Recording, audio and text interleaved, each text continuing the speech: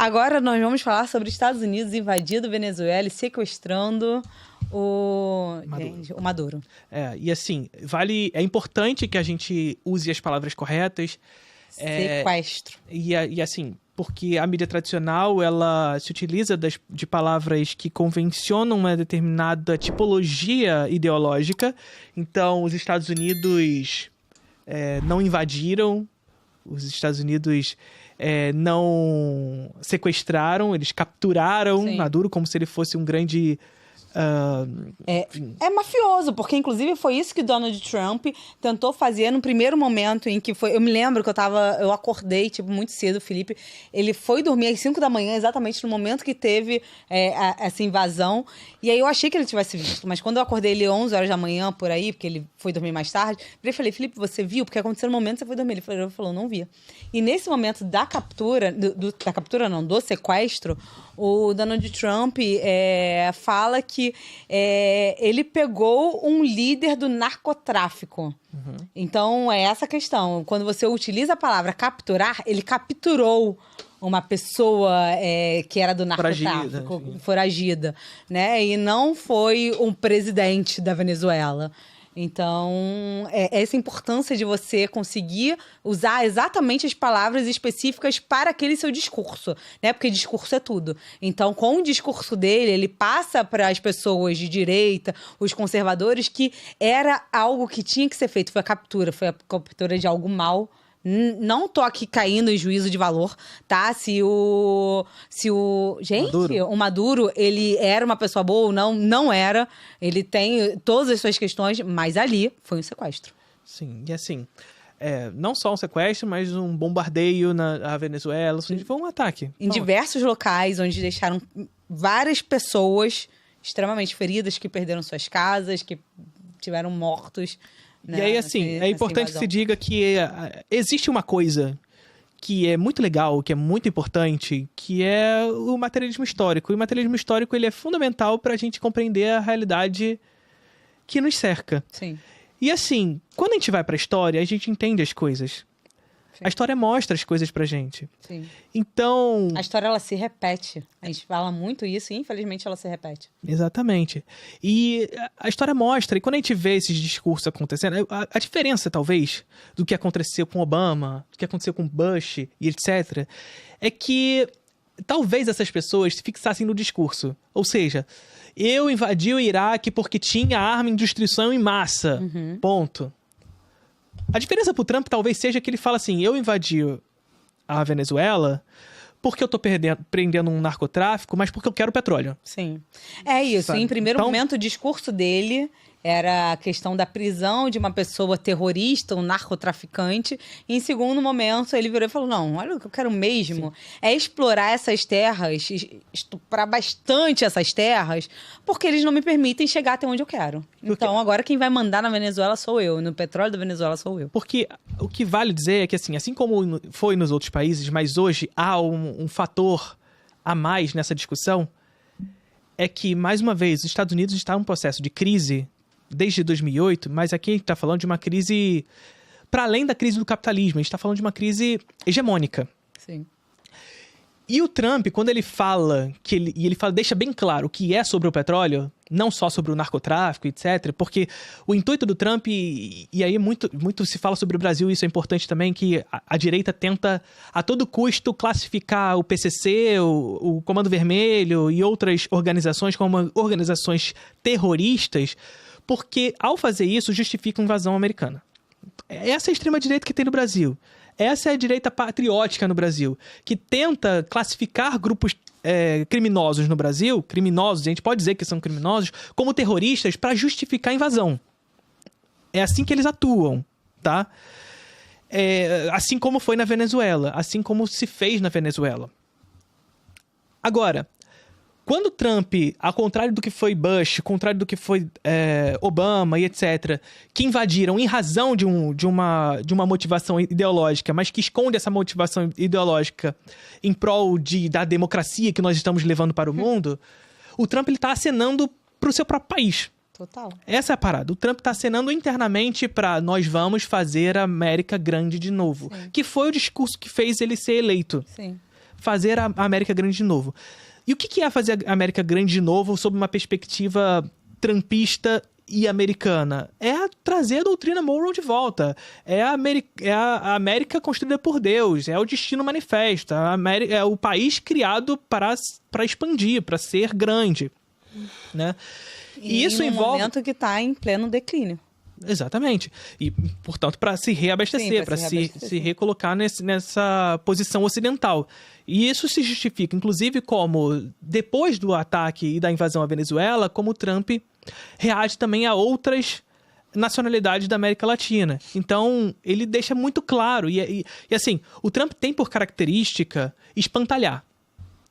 Ou seja, ele solta um monte de coisa que ele sabe que ele não vai fazer, que ele nem pode fazer porque seriam inconstitucionais. E aqui eu não tô falando só sobre guerra, não. Eu tô falando sobre cinema. A gente viu a questão das taxações ao cinema, por exemplo, depois ele voltou atrás. Sim. Em muitas dessas motivações. Porque ele espantalha. Assim como o Bolsonaro no Brasil também espantalhava coisas. Solta uma porrada de coisa que ele sabe que ele não pode fazer, essas coisas vão ser negadas, e ele vai falar, olha assim, estão me censurando, por isso que a América não é grande. Sim. É assim que funciona a prática. Então, depois disso tudo, ele começa a espantalhar. Olha só, a próxima vai ser Cuba, a próxima vai ser a Colômbia, a próxima vai ser esse, vai ser aquele. México, que está ali embaixo também. Sim. Se não pararem, se não se adequarem aos nossos interesses, os próximos serão vocês. Sim. Por quê? Porque a construção aqui é de um entendimento que, a partir de um determinado momento, do surgimento, inclusive, de uma nova potência mundial, os Estados Unidos começam a perder força, porque começa a se desindustrializar, e isso é parte fundamental da crise dos Estados Unidos, a sua desindustrialização, que é um processo de crise do próprio capitalismo. Sim. Ou seja, é caro produzir. O capitalismo se contradizendo eternamente. Criando suas próprias crises. É caro produzir nos Estados Unidos. E aqui para todas as áreas de produção, inclusive para o cinema. É caro fazer cinema nos Estados Unidos. Então essas produções saem dos Estados Unidos para determinadas etapas de produção serem feitas fora e retornar para os Estados Unidos posteriormente. Só que esse processo, tanto no cinema quanto em outras áreas de produção, cria desindustrialização. Sim. Que até determinado momento até funcionou, digamos assim, muitas aspas, porque a indústria de alta tecnologia permanecia nos Estados Unidos, mas até essa indústria de alta tecnologia está saindo dos Estados Unidos, indo para a China, inclusive, por exemplo, porque já está produzindo chips de alta tecnologia, está disputando com a Nvidia e etc.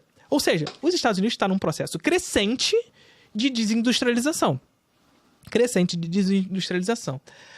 Agora, o que faz os Estados Unidos se industrializar novamente? E aí todas essas práticas protecionistas, e vai dizer aqui, mais uma vez, protecionistas de Donald Trump, que aqui no Brasil a gente reclama que o Estado fica se metendo onde não deve. Lá os Estados Unidos, o Estado está se metendo em tudo. Não tem liberalismo para ele. Liberalismo é pra gente. Sim. É liberalismo no cu dos outros e pra gente é bastante proteção, porque a gente quer se manter como a maior potência mundial, porque a gente sabe, eles sabem que não é com o livre mercado que eles vão se manter nessa posição, porque senão eles vão perder. Sim. Porque eles não têm capacidade competitiva mais para disputar. Ponto. E aí vem todas as medidas que ele vem tomando desde 2008? Não, ele especificamente o Donald agora. Trump. O Donald agora. Trump. A crise é desde 2008. A crise é de 2008. Então, Mas ele vem tomando várias medidas desde o tarifaço. Sim.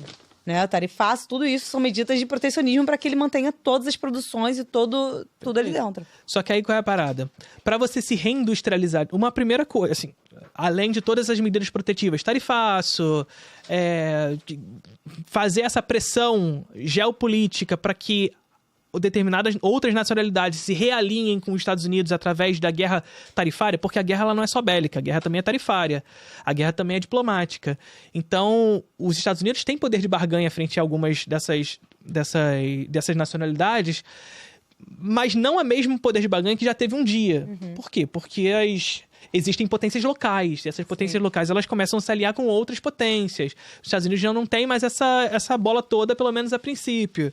E aí o que eles fazem? Desespero, desespero de perder essa posição no mercado internacional, começa a se utilizar de suas outras capacidades de poder de barganha, né? Dentre elas, por exemplo, a questão da guerra tarifária.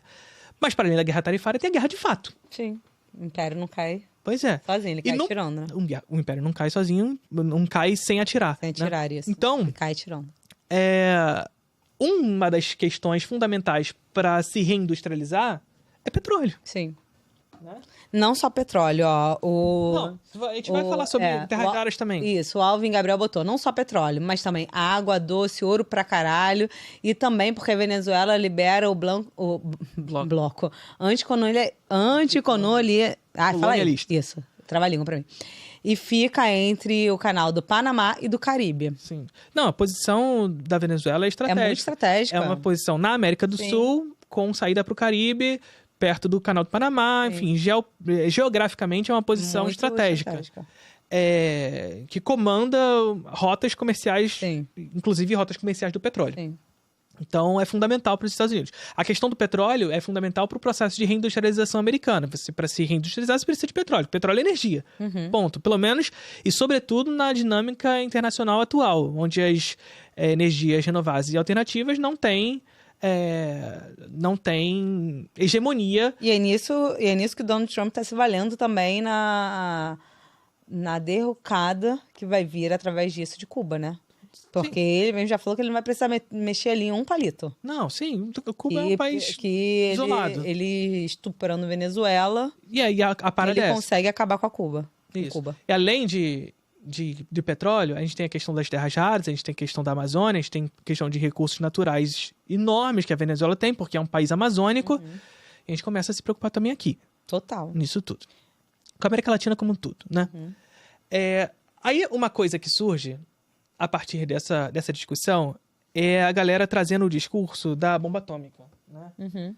Aí está a importância da bomba atômica. É por isso que a Coreia do Norte não é invadida, porque a Coreia do Norte tem bomba atômica. Existe uma verdade nisso? Claro que existe. Claro que existe uma verdade nisso. É claro que o poder bélico de determinada nacionalidade, ter armas de destruição em massa, como tem a Coreia do Norte, como tem um poder bélico acentuado como o Irã, por exemplo, a gente viu recentemente o que aconteceu. É importante que esses países tenham capacidade de se defender? Sim. Agora, olha só, o que é muito relevante nisso que a gente entenda, por exemplo, com relação a essa questão da defesa bélica de determinado país. O Brasil, é um país que, em termos militares, é muito mais vulnerável do que a Venezuela. A Venezuela tem uma capacidade defensiva, uma capacidade militar muito superior ao Brasil, e ainda assim foi invadida. A Venezuela tem uma capacidade militar muito superior ao Brasil, mas o Brasil é muito mais seguro do que a Venezuela. Eu não estou falando que a gente não é vulnerável para as coisas. Mas por que a gente não é vulnerável? Por que a gente tem uma capacidade de defesa muito maior do que a Venezuela? Porque a gente não é isolado. A gente não é politicamente e economicamente isolado do mundo. Então a gente tem parceiros comerciais, a gente tem parceiros políticos, a gente tem parceiros, inclusive a China. Sim. Os BRICS e companhia. Que vale dizer que o senhor Lula votou contra a entrada da Venezuela nos BRICS. Então, assim, tem mãozinha, tá? Então, veja só. A gente começa a compreender que, para além de ter ou não poder bélico, ter ou não bomba atômica, um dos fatores preponderantes para que você se torne vulnerável para uma invasão de uma hegemonia global como é os Estados Unidos é o isolacionismo político e econômico. E Donald Trump sabe disso. E ele começa a comer pelas beiradas. E ele sabe disso, não é só isso, ele sabe disso, e o primeiro fator que acontece historicamente é isolar economicamente essas nações. Sim. Então, Cuba é sancionada, e além de ser sancionada, é falado assim, olha só, se você comercializar com Cuba, você também vai sofrer com esses problemas. E as pessoas não comercializam com Cuba. O que acontece com Cuba? Se torna um país isolado. É entender que não precisa atirar para você acabar com... Exatamente. Então a guerra, ela é, além de militar, além de tarifária, ela também é uma guerra geopolítica. Você isola determinada nação. A Venezuela é isolada politicamente. Total, sim. Então, por mais que a Venezuela tenha poder militar maior que o Brasil, por exemplo, não se compara com os Estados Unidos. A Venezuela não ia bater de frente com os Estados Unidos. Ela é isolada economicamente. Então, a galera invade a Venezuela, mas quem está disposto a defender a Venezuela? Ninguém. O que a gente viu na mídia até hoje sobre esse caso? Notinha no Twitter. Sim. É tipo assim, condenamos a invasão na Venezuela. Apesar de Maduro ser um ditador, condenamos a invasão na Venezuela porque fere... Foi o que o Lula fez. Assim, o Lula ele tá indo numa saia justa, né? Mas assim, o posicionamento do Lula, a notinha, pelo menos, Sim. muito boa. Foi muito maneiro. bom. É isso. E é uma questão de estar em saia justa também, né? Sim. A gente tinha aí a direita toda acreditando que o Donald Trump iria ficar completamente a favor do Bolsonaro. O Lula fez todo o movimento. Em um certo momento foi-se entendido que tinha ali um acordo de amizade, aquela foto deles apertando a mão e etc. Então, assim, o Lula, ele tá pisando em ovos. Sim. Né? Ele não pode virar e falar, olha só, tu velho maluco, tu tá louco pra caralho, mas ao mesmo tempo ele vira e fala, isso que você fez é inconstitucional, não tem cabimento. Sim, sim. E aí é isso. Esse isolacionismo político, e aí as pessoas falam da Coreia do Norte, por que a Coreia do Norte não vai... É a casa da bomba?